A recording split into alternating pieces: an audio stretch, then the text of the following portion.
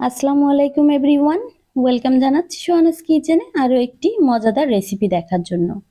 আজ শেয়ার করব chicken star bread. চিকেনের পুর ভরা নরম তুলতুলে এই ব্রেডটি অতিথি আপ্যায়নে, চায়ের আড্ডায় অথবা বাচ্চাদের টিফিনের জন্য বানাতে পারেন। ঠান্ডা গরম দুভাবেই খেতে কিন্তু এটা অনেক মজা লাগে। আর এই ব্রেডটি মাত্র 2 কাপ আটা দিয়ে চুলাতেই তৈরি কিভাবে করতে পারবেন সেই রেসিপিটি আপনাদের সাথে শেয়ার করব আজ। তো চলুন কথা না বাড়িয়ে রেসিপিটি শুরু করি। তো আমি এখানে একটা মিক্সিং বোলে দিয়ে দিলাম 1 কাপ পরিমাণ কুসুম গরম দুধ। দুধটা এমন গরম হবে যেন আঙ্গুলটা চুবানো যায়। তো এবার দিয়ে দিব 2 চা চামচ ইস্ট। তো ভিউয়ার্স 2 কাপ আটার জন্য 2 চা চামচ ইস্ট যথেষ্ট। এবার দিয়ে দিচ্ছি 1 টেবিল চামচ চিনি।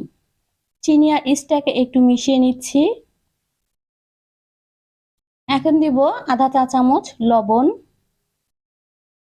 এবার আমি দিয়ে দিচ্ছি 2 কাপ পরিমাণ আটা। ভিউয়ার্স আপনারা এখানে ইচ্ছা করলে ময়দাটাও ব্যবহার করতে পারেন, তবে আমি আজকে আটা দিয়ে বানাবো। আর আটাটা অবশ্যই যেন প্যাকেটের আটা হয় সেদিকে খেয়াল রাখবেন। এবার একটা স্প্যাচুলা দিয়ে আমি এটাকে খুব ভালোভাবে মিশিয়ে নিচ্ছি। প্রথমেই আমি হাত দিয়ে মেশাবো না, কারণ এই ডোটা একদম স্টিকি হবে। এই তো এবার আমি এর মধ্যে দিয়ে দিচ্ছি 1 টেবিল চামচ পরিমাণ রান্নার রেগুলার তেল। তো তেলটা দেওয়ার পরে আবারও আমি স্প্যাচুলা দিয়েই কিছুক্ষণ মিশিয়ে নিব। তো ভিউয়ার্স এবার আমি এই ডোটাকে হাত দিয়ে খুব ভালোভাবে মথে নিব। এই তো এটাকে আমি কিছুক্ষণ হাত দিয়ে মথে নিচ্ছি। কিছুক্ষণ মথার পরে আমি আরো 1 টেবিল চামচ তেল হাতে এভাবে অল্প অল্প করে নিয়ে ডোটাকে প্রায় 8 থেকে 10 মিনিট মথে নিব।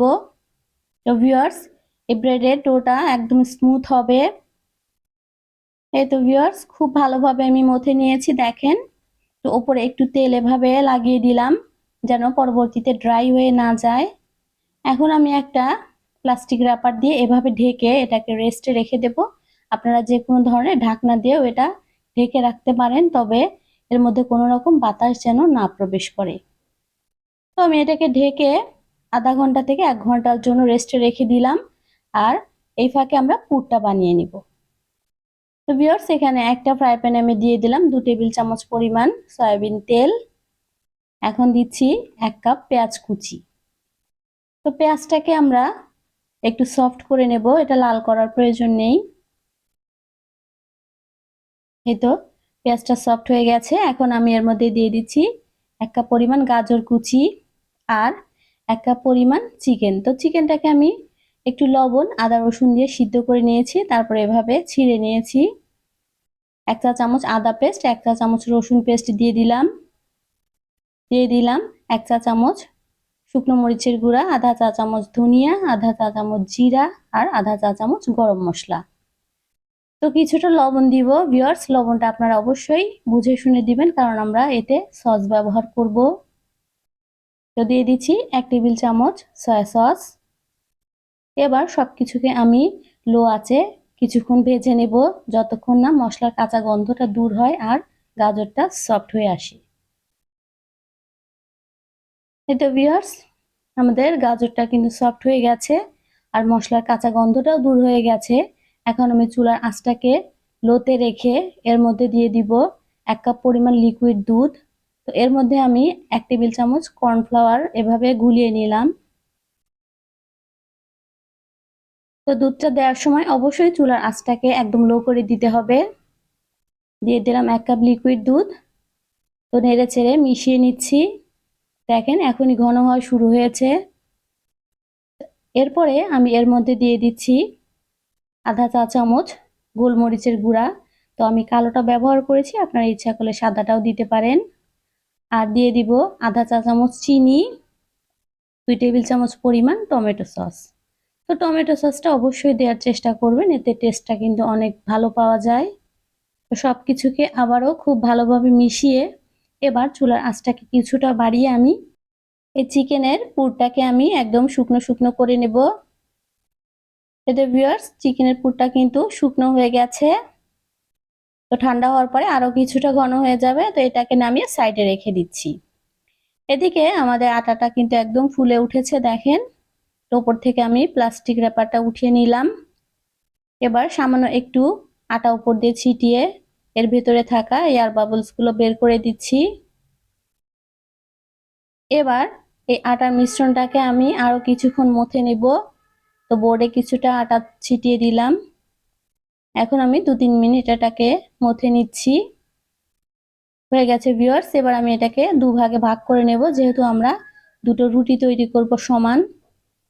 তো একটা সাইডে রেখে অপরটা দিয়ে আমি এখন একটা রুটি তৈরি করে নিব। তো কিছুটা শুকনো আটা দিয়ে এভাবে হাত দিয়ে একটু প্রেস করে নিলাম। এই ডোটা কিন্তু খুবই সফট, তো হালকাভাবে বেলুন দিয়ে এভাবে আমরা একটা রুটি বানিয়ে নিচ্ছি। হয়ে গেছে ভিউয়ার্স, দেখেন রুটিটা আপনারা যে পাত্রে বেক করবেন সেই পাত্র থেকে যেন একটু ছোট হয় সেদিকে খেয়াল রাখবেন। তো বেকিং ট্রের উপরে আমি একটা বেকিং পেপার এভাবে দিয়ে একটু তেল ব্রাশ করে দিয়েছি। তো রুটিটা দিয়ে হাত দিয়ে এভাবে একটু গোল করে দিলাম। এতো ভিউয়ার্স হয়ে গেছে। এবার আগে থেকে বানিয়ে রাখা পুরটা আমি দিয়ে দিচ্ছি। তো আপনারা রুটি অনুযায়ী পুরটা দেওয়ার চেষ্টা করবেন, একদম খুব বেশি দেওয়ার প্রয়োজন নেই। তো ভিউয়ার্স এভাবে পুরটা দেওয়ার পরে আমি চামচ দিয়ে এভাবে একটু লাগিয়ে দিয়েছি। এটাকে সাইডে রেখে আমরা অপর যে আটার মিশ্রণটা রেখেছিলাম সেটা দিয়ে রুটি বানিয়ে নিব। তো হাত দিয়ে কিছুটা প্রেস করে আমি হালকাভাবে বেলুন দিয়ে একটু বেলে নিলাম। আর চেষ্টা করবেন রুটিটা যেন সমান হয়। তো ভিউয়ার্স সমান না হলেও সমস্যা নেই, উপরে এভাবে দেওয়ার পরে একটু টেনে টেনে সমান করে নেওয়া যাবে, তাতে কোনো সমস্যা নেই। এই তো আমি রুটিটা দিয়ে দিলাম, আর আমার দুটো রুটি প্রায় সমান হয়েছে, এজন্য খুব একটা টানাটানির প্রয়োজন হয়নি। তো আমি হাত দিয়ে এভাবে একটু দুটো রুটি একসাথে লাগিয়ে দিচ্ছি। আপনারা একটু ভিডিওতে দেখে বুঝে নেন। হয়ে গেছে, তো হাত দিয়ে উপরে একটু এভাবে প্রেস করে দিলাম। এবার এই রুটিটাকে আমরা আধা ঘন্টার জন্য রেস্টে রেখে দিব। তো ভিউয়ার্স আধা ঘন্টা হয়ে গেছে, দেখেন রুটিটা কিছুটা ফুলে উঠেছে। এবার আমি ডিজাইনটা করে নেব, এজন্য মাঝখানে এভাবে একটু আঙুল দিয়ে একটা চিহ্ন করে নিলাম। এখন একটা ছুরির অপর প্রান্ত দিয়ে আমি ডিজাইন করে নিচ্ছি। তো আমি কিভাবে ডিজাইন করছি একটু ভিডিওতে লক্ষ্য করেন। এভাবে প্রথমে সমান করে আমরা দাগ কেটে নিব। দাগটা যেন ডিপ হয়, কারণ বেক করার পরে তা না হলে বোঝা যাবে না। তো আমি এভাবে একটু সমান সমান করে দাগ কেটে নিচ্ছি। এই তো ভিউয়ার্স খুবই সহজ একটা ডিজাইন, একটা স্টারের মতো হবে। হয়ে গেছে ভিউয়ার্স আমাদের দাগ কাটা, দেখেন দেখতে কতটা সুন্দর লাগছে। তো এবার এর উপরে আমরা ডিম ব্রাশ করে দেব। তো আমি একটা ডিমের কুসুম আর 2 চা চামচ লিকুইড দুধ এভাবে ফেটে নিয়েছি। এবার ব্রাশ দিয়ে উপরে আমরা এটাকে লাগিয়ে দিব। অবশ্যই এটা দেওয়ার চেষ্টা করবেন, তাহলে কিন্তু ব্রেডটা বেক করার পরে খুব সুন্দর একটা কালার আসবে, তা না হলে খুব সুন্দর কালার আসতে চায় না। তো উপরে দিয়ে দিলাম আমি সাদা তিল। হাতের কাছে যদি সাদা তিল না থাকে তাহলে আপনারা কালো তিল অথবা কালো জিরাটাও দিতে পারেন। হয়ে গেছে, এবার চলে এসেছি বেক করতে। তো আমি একটা সিলভারের পাতিল এভাবে 10 মিনিটের জন্য প্রিহিট করে রেখেছিলাম। দিয়ে দিলাম ব্রেডটা। এবার ঢাকনা দিয়ে ঢেকে মিডিয়াম টু লো আছে আমরা এটাকে বেক করব 30 থেকে 35 মিনিট। তো ভিউয়ার্স 35 মিনিট হয়ে গেছে, দেখেন আমাদের ব্রেডটাও কিন্তু একদম কমপ্লিট। এবার এটাকে ঠান্ডা করে নিচ্ছি। তো ভিউয়ার্স ব্রেডটা ঠান্ডা হয়ে গেছে, এবার এটাকে আমি কেটে দেখাচ্ছি, দেখেন কতটা লোভনীয় লাগছে। তো ভিউয়ার্স আশা করছি রেসিপিটি আপনাদের কাছে ভালো লেগেছে। ভালো লাগলে অবশ্যই বাসায় একবার হলেও ট্রাই করবেন। লাইক শেয়ার কমেন্টের মাধ্যমে আমাকে জানাবেন, আর আমার চ্যানেলটি সাবস্ক্রাইব করে আমার পাশেই থাকবেন। আল্লাহ হাফেজ, আসসালামু আলাইকুম।